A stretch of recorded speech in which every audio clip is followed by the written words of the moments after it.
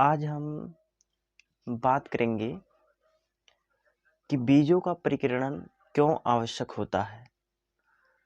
बीज का यदि बिखराव ना हो पौधों से तो पौधों पर क्या असर होता है, क्या वो सही से अपना वृद्धि विकास कर सकते हैं। इन ढेर सारे सवालों का हम क्या करेंगे, एनालिसिस करेंगे, विश्लेषण करेंगे।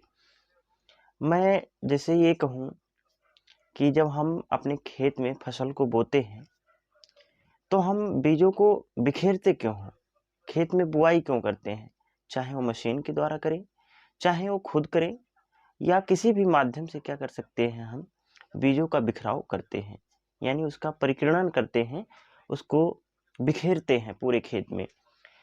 तो चाहे वो आम का पौधा हो, चाहे शीशम का पौधा हो, चाहे बेर का पौधा हो, किसी भी प्रकार का वो यदि बीज है तो उसका बिखराव आवश्यक होता है।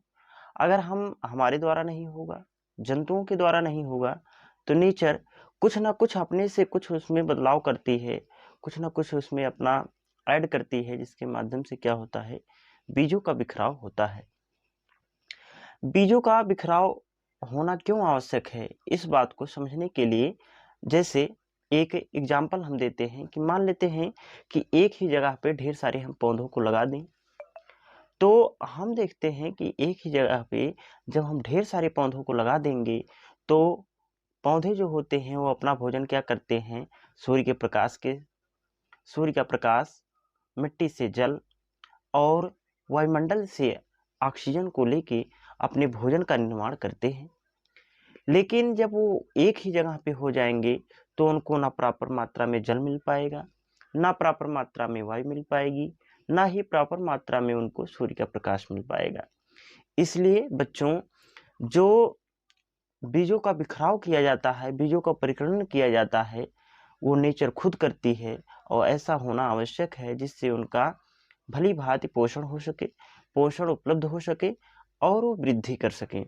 जब एक ही जगह पे सारे पौधे होंगे तो उनको पोषण की कमी हो जाती है, तो उनके मात्र पौधों से, यानी जो पेरेंट पौधा है, जो पेरेंट पेड़ है, उसे क्या करते हैं, बीजों का हम जब दूर दूर क्या करते हैं, बिखराव करते हैं, उसका बिखेरते हैं, परिकिरण करते हैं, तो यह प्रक्रिया बीज परिकिरण कहलाती है।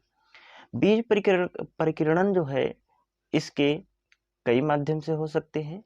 बीज एक स्थान से दूसरे स्थान पर कई माध्यम से होके जा सकते हैं। पहला नंबर, जैसे मान लेते हैं कोई तोता अगर कहीं से उड़ के आया और यहाँ एक अमरूद के वृक्ष पे बैठता है और क्या करता है, वहाँ के बीज को खाता है और वो बीज अपने द्वारा वो लेके एक स्थान से दूसरे स्थान पे जाता है, तो इस प्रकार से बीजों का बिखराव होता है, बीजों का परिकिरण होता है। जब वो तोता जाके कहीं दूसरी जगह पे उस बीज बीज को गिराता है तो वहाँ पे नन्हा पौधा उगता है। इस प्रकार से अमरूद का बीज एक स्थान से दूसरे स्थान पर चला गया। ये तो हो गया जंतु द्वारा परिकरण। जैसे मान लेते हैं कोई जानवर है, कोई जंतु है, जब वो कहीं पे जाता है तो अपने शरीर पे ढेर सारे बीजों को एकत्र करके लेके कहीं दूसरी जगह पे जाके गिरा देता है और वहाँ पे एक स्थान से जो पौधा होता है, जो बीज होता है, एक जगह से दूसरी जगह के पर जाता है और वहाँ पे नन्हा पौधा उगता है। तभी कभी-कभी आप लोग सोचते हैं कि इसका पौधा तो हम वहाँ देखे थे, लेकिन ये यहाँ कैसे उग गया? तो ये हुआ संभव बीज परिकिरण के द्वारा।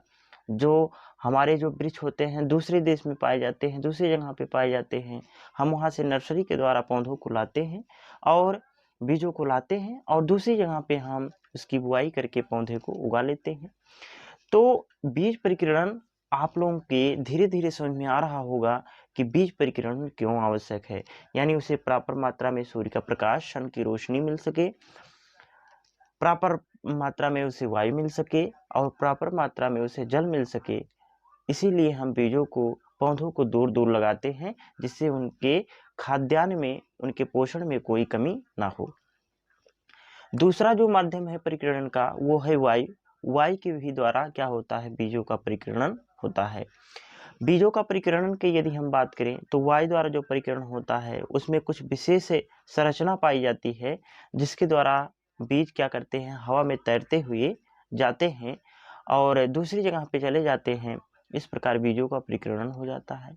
एग्जाम्पल में हम बात करें, जैसे हम लोग कभी कभी गाँव की भाषा में हम लोग देखते हैं कि जब कोई चीज़ उड़ता हुआ हवा में आता है तो हम कहते हैं ये देखो मामा जी उड़ रहे हैं, मामा जी उड़ रहे हैं, पकड़ लो उनको, पकड़ लो, ऐसे बोलते हैं ना। तो ये हमारे क्या होते हैं, ये हमारे जैकरेंड, सिंहफर्डी के बीज और द्वीप के बीज होते हैं, जिसमें क्या होता है, पंखों जैसा तैरने के लिए उनमें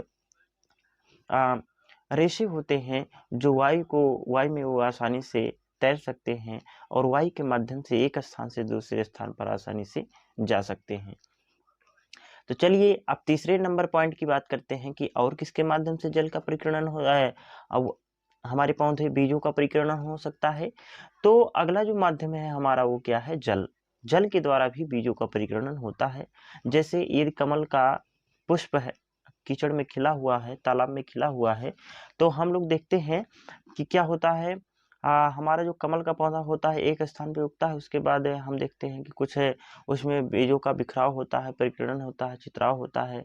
तो जो जलकुमुदनी होता है एक स्थान से दूसरे स्थान पर जाके उगती है।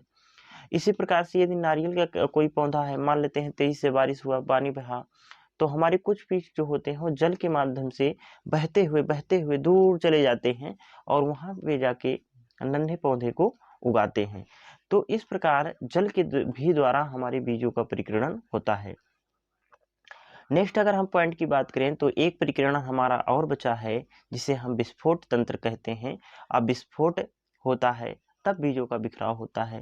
यानी जैसे मान लेते हैं आपके खेत में मटर का पौधा लगा है। अब क्या होता है, आपका जो मटर का पौधा होता है जब वो पूरी तरह से पक जाता है, पूर्णतः पक जाता है, तो उसकी पत्तियां जब सूखने लगती हैं, उसकी फली जब सूखने लगती है, तो सूख के ऐसा कंडीशन बनता है कि उसमें विस्फोट हो जाता है और विस्फोट होने के पश्चात उसके जो बीज होते हैं इधर उधर बिखर जाते हैं। इस प्रकार हमारे जो नेचुरल रूप से, प्रकृति रूप से हमारे बीजों का बिखराव होता है। मैं बात करूं, विस्फोट तंत्र को दर्शाने वाले कुछ ऐसे हमारे बीज हैं, जैसे भिंडी की बात कर लिया जाए। भिंडी का भी जब फल सूख जाता है तो उसमें क्या होता है, विस्फोट हो जाता है और विस्फोट होने के पश्चात क्या होता है, उनके बीजों का बिखराव हो जाता है। इसी प्रकार से मैं बात करूं, मटर हो गया, अफीम हो गया, गुलमेहदी हो गया, ये सभी हमारे क्या करते हैं, बीज परिक्रमण को दर्शाते हैं। आई होप ये वाला जो वीडियो आप लोगों के लिए हम बनाए हैं कि बीजों का परिक्रमण होना क्यों आवश्यक है, बीज को बिखेरना क्यों आवश्यक है, ये वाली बात आपको समझ में आई होगी।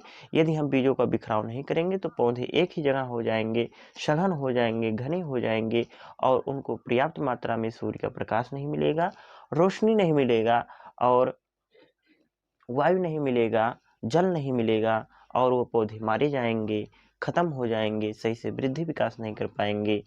इसीलिए बीजों का बिखराव करना बेहद आवश्यक है, बेहद जरूरी है। तो साइंस के अगले सेगमेंट में हम आपके लिए लेके आएंगे और भी नॉलेजेबल वीडियो। तब तक आप देखते रहिए देव वर्ल्ड विजन को, और देव वर्ल्ड विजन के हर वीडियो को देखने के लिए आप चैनल को सब्सक्राइब जरूर करें, लाइक करें और जो भी आपको अच्छा लगे कमेंट सेक्शन में कमेंट कीजिए, कोई सुझाव दीजिए, कोई आवश्यक समझें, कोई बातें शेयर करना चाहें तो उसे भी कमेंट सेक्शन में आप लिख सकते हैं। मिलते हैं अगले वीडियो में, तब तक के लिए देखते रहिए Dev world vision. Bye bye, take care, bye bye बच्चों।